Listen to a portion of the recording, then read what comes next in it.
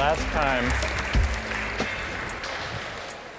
we started out last time with some stories, with some moral dilemmas about trolley cars and about doctors and healthy patients vulnerable to being victims of organ transplantation. We noticed two things about the arguments we had. One had to do with the way we were arguing. We began with our judgments in particular cases. We tried to articulate the reasons or the principles lying behind our judgments. And then, confronted with a new case, we found ourselves re-examining those principles, revising each in the light of the other. And we noticed the built-in pressure to try to bring into alignment our judgments about particular cases and the principles we would endorse on reflection. We also noticed something about the substance of the arguments that emerged from the discussion. We noticed that sometimes we were tempted to locate the morality of an act in the consequences, in the results, in the state of the world that it brought about. And we called this consequentialist moral reasoning. But we also noticed that in some cases, we weren't swayed only by the result. Sometimes, many of us felt that not just consequences, but also the intrinsic quality or character of the act matters morally. Some people argued that there are certain things that are just categorically wrong, even if they bring about a good result, even if they save 5 people at the cost of 1 life. So we contrasted consequentialist moral principles with categorical ones.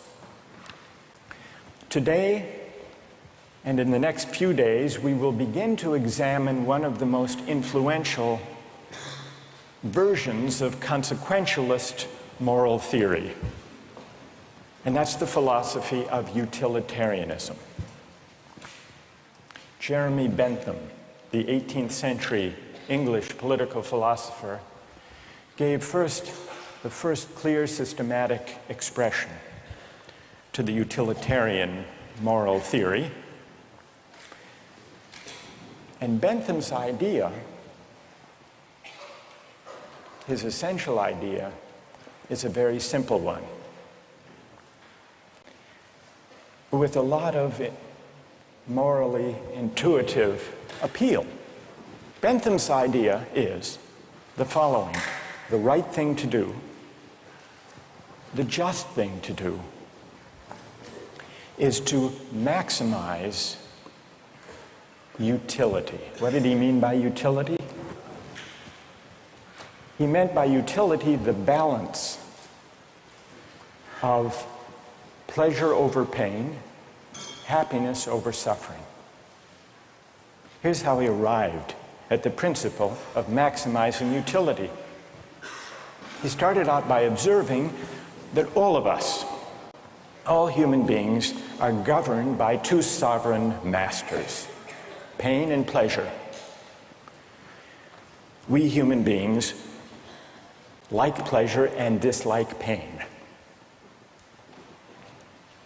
And so we should base morality, whether we're thinking about what to do in our own lives, or whether as legislators or citizens we're thinking about what the laws should be. The right thing to do individually or collectively is to maximize, act in a way that maximizes the overall level of happiness. Bentham's utilitarianism is sometimes summed up with the slogan, "the greatest good for the greatest number." With this basic principle of utility on hand, let's begin to test it and to examine it by turning to another case, another story, but this time not a hypothetical story, a real-life story, the case of the Queen versus Dudley and Stevens. This was a 19th century British law case that's famous and much debated in law schools. Here's what happened in the case. I'll summarize the story, then I want to hear how you would rule, imagining that you're the jury. A newspaper account of the time described the background. A sadder story of disaster at sea was never told than that of the survivors of the yacht Mignonette. The ship foundered in the South Atlantic, 1,300 miles from the Cape. There were 4 in the crew.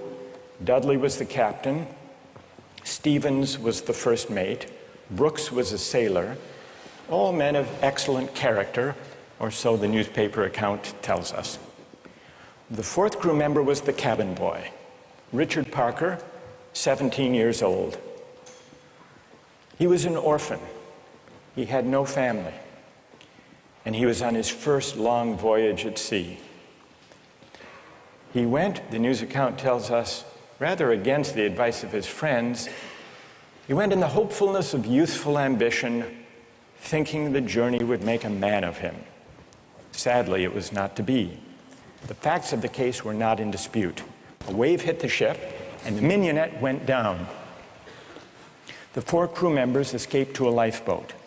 The only food they had were 2 cans of preserved turnips, no fresh water. For the first 3 days, they ate nothing. On the 4th day, they opened one of the cans of turnips and ate it. The next day, they caught a turtle. Together with the other can of turnips, the turtle enabled them to subsist for the next few days, and then for 8 days, they had nothing. No food, no water.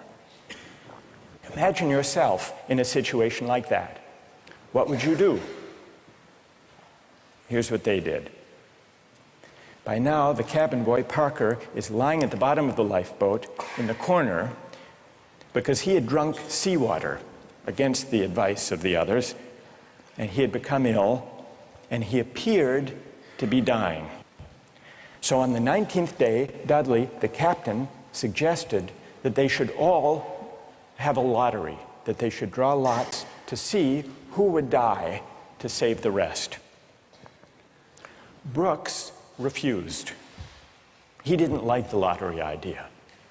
We don't know whether this was because he didn't want to take the chance or because he believed in categorical moral principles. But in any case, no lots were drawn. The next day, there was still no ship in sight, so Dudley told Brooks to avert his gaze, and he motioned to Stevens that the boy Parker had better be killed. Dudley offered a prayer. He told the boy his time had come, and he killed him with a penknife, stabbing him in the jugular vein. Brooks emerged from his conscientious objection to share in the gruesome bounty. For 4 days, the 3 of them fed on the body and blood of the cabin boy. True story. And then they were rescued. Dudley describes their rescue in his diary with staggering euphemism, quote, "On the 24th day, as we were having our breakfast, a ship appeared at last. The 3 survivors were picked up by a German ship. They were taken back to Falmouth in England, where they were arrested and tried. Brooks turned state's witness. Dudley and Stevens went to trial. They didn't dispute the facts. They claimed they had acted out of necessity. That was their defense. They argued, in effect, better that one should die so that 3 could survive. The prosecutor wasn't swayed by that argument. He said murder is murder, and so the case went to trial. Now imagine you are the jury, and just to simplify the discussion, put aside the question of law, and let's assume that you as the jury are charged with deciding whether what they did was morally permissible or not. How many would vote not guilty, that what they did was morally permissible?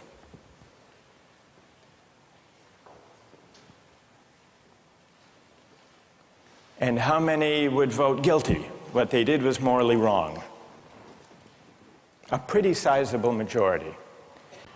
Now let's see what people's reasons are, and let me begin with those who are in the minority. Let's hear first from the defense of Dudley and Stevens. Why would you morally exonerate them? What are your reasons? Yes? I think it is morally reprehensible, but I think that there's a distinction between what's morally reprehensible and what makes someone legally accountable. In other words, as the judge said, what's always moral isn't necessarily against the law. And while I don't think that necessity justifies theft or murder or any illegal act, at some point your degree of necessity does in fact exonerate you from any guilt. Okay, good.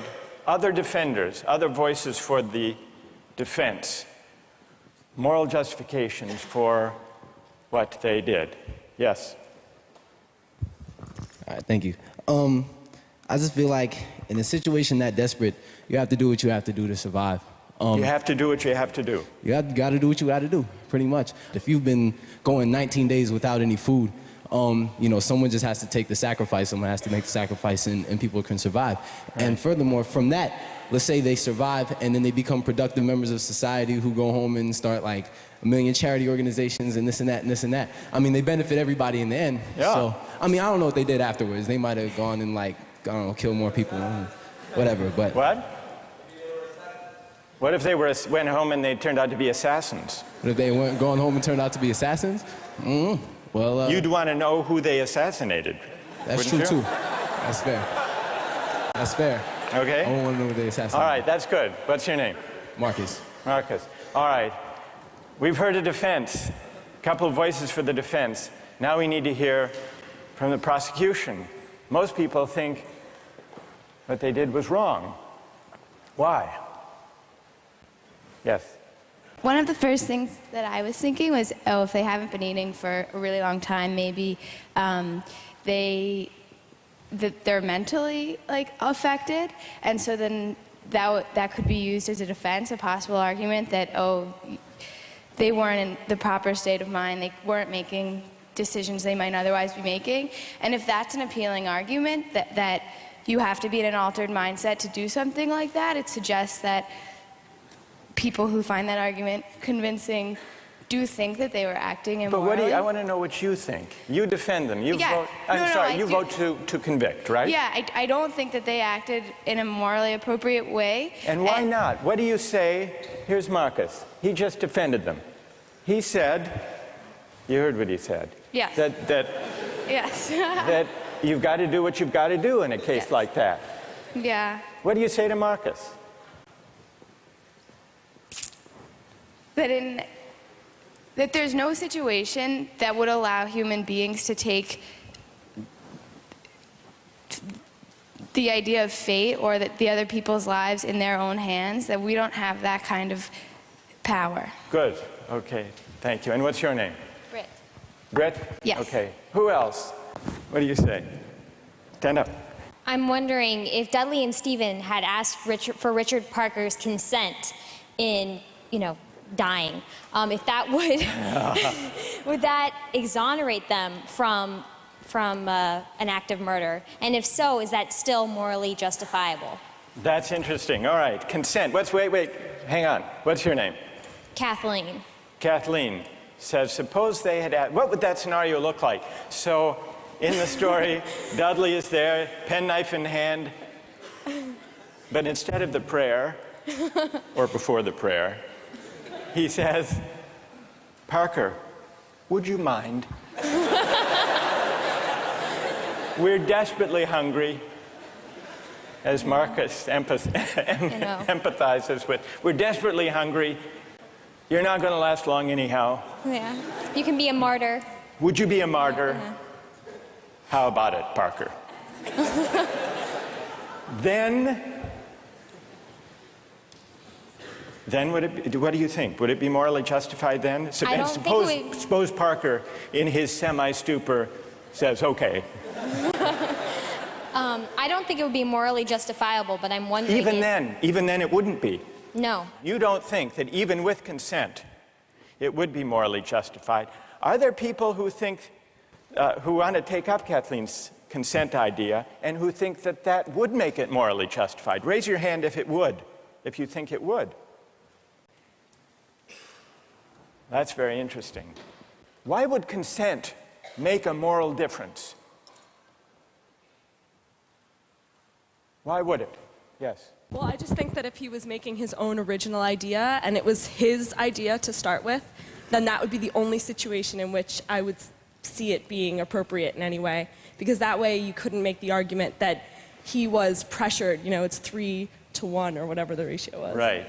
And I think that if he was making a decision to give his life, then he took on the agency to sacrifice himself, which some people might see as admirable, and other people might disagree with that decision.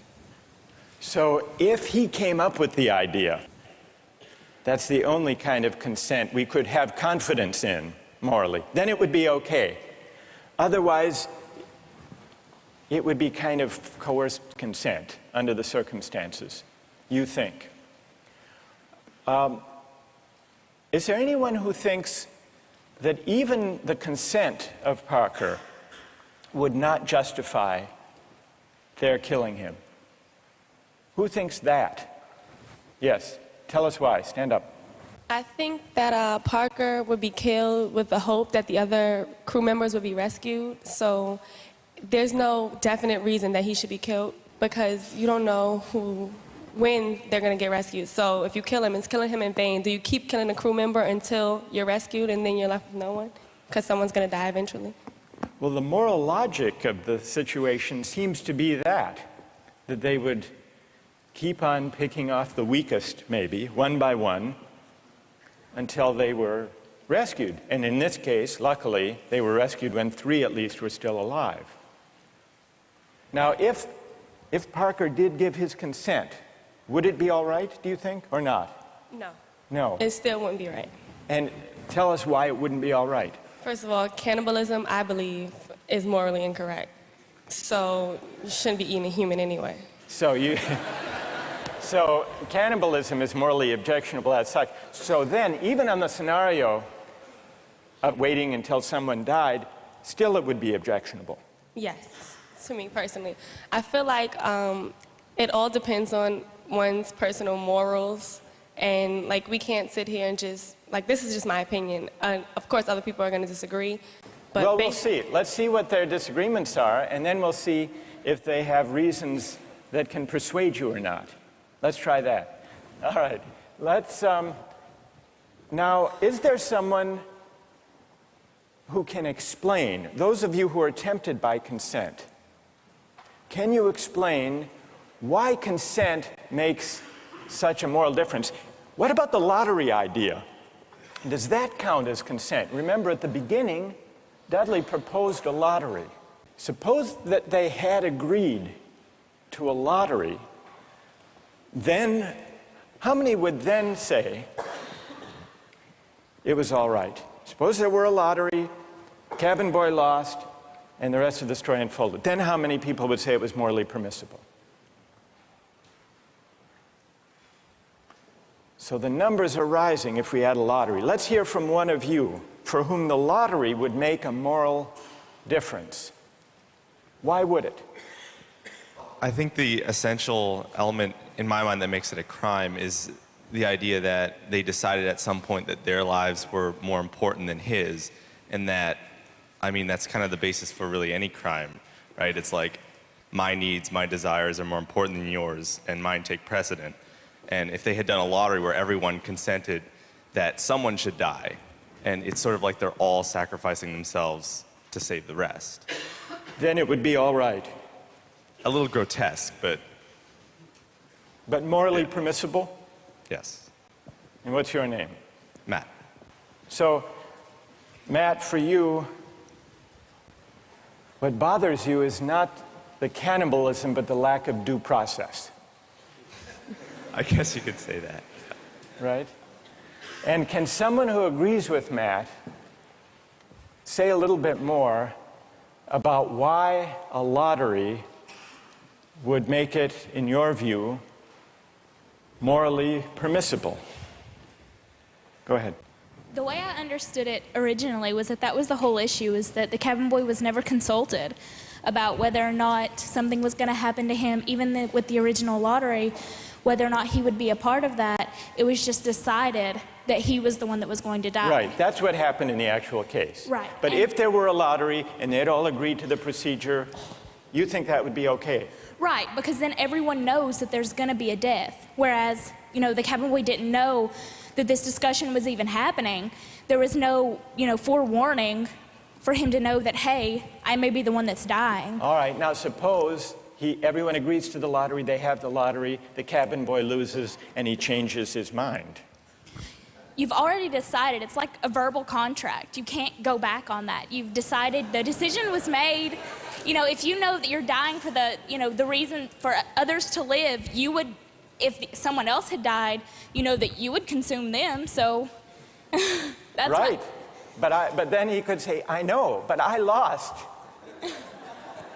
I just think that that's the whole moral issue, is that there was no consulting of the cabin boy, and that that's what makes it the most horrible, is that he had no idea what was even going on. That had he known what was going on, it would be a bit more understandable. All right, good. Now I want to hear, so there are some who think it's morally permissible, but only about 20%, led by Marcus.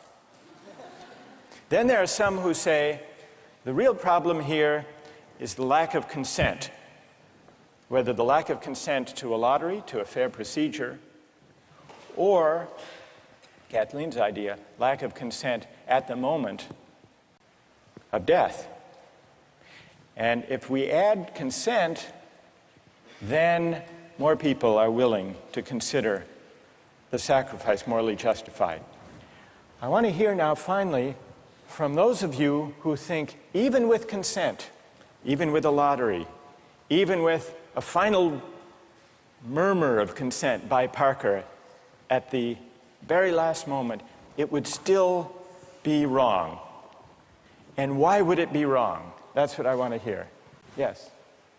Well, the whole time I've been leaning all towards the categorical moral reasoning, and I think that there's a possibility I'd be okay with the idea of a lottery and then the loser taking it into their own hands to kill themselves, so that there wouldn't be, an act of murder. But I still think that even that way it's coerced, and also I don't think that there's any remorse. Like in Dudley's diary, we were eating our breakfast. It seems as though he's just sort of like, the whole idea of not valuing someone else's life.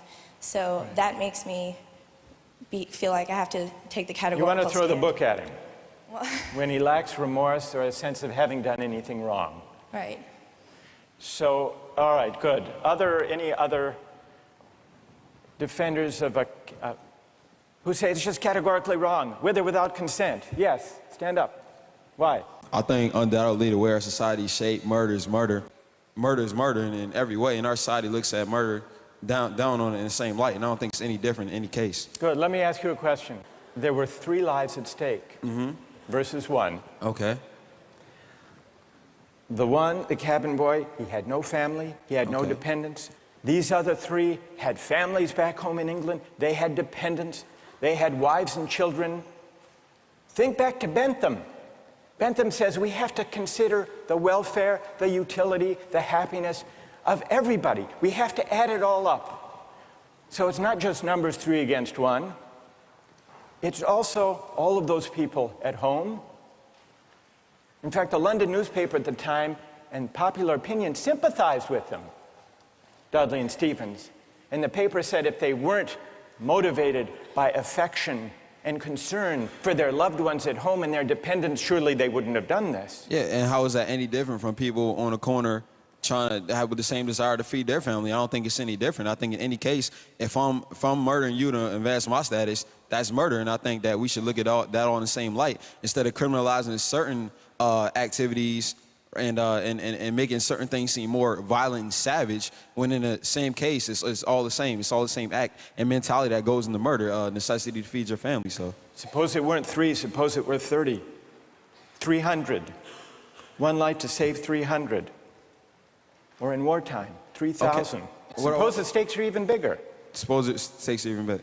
I think it's still the same deal. Do you think Bentham is wrong to say the right thing to do is to add up the collective happiness? You think he's wrong about that? I don't think he's wrong, but I think murder is murder in any case. Yeah, well, then Bentham has to be wrong. If you're right, he's wrong. Okay, then he's wrong. All right. Right. Thank you. Well done. All right, let's step back from this discussion and notice how many objections have we heard to what they did. We heard some defenses of what they did. The defenses had to do with necessity, their dire circumstance, and, implicitly at least, the idea that numbers matter. And not only numbers matter, but the wider effects matter. Their families back home, their dependents. Parker was an orphan. No one would miss him. So if you add up, if you try to calculate the balance of happiness and suffering, you might have a case for saying what they did was the right thing. And then we heard at least 3 different types of objections. We heard an objection that said, what they did was categorically wrong. Mike here at the end, categorically wrong. Murder is murder, it's always wrong, even if it increases the overall happiness of society. A categorical objection. But we still need to investigate why murder is categorically wrong. Is it because even cabin boys have certain fundamental rights?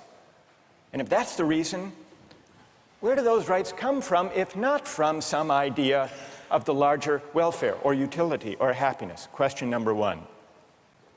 Others said a lottery would make a difference. A fair procedure, Matt said.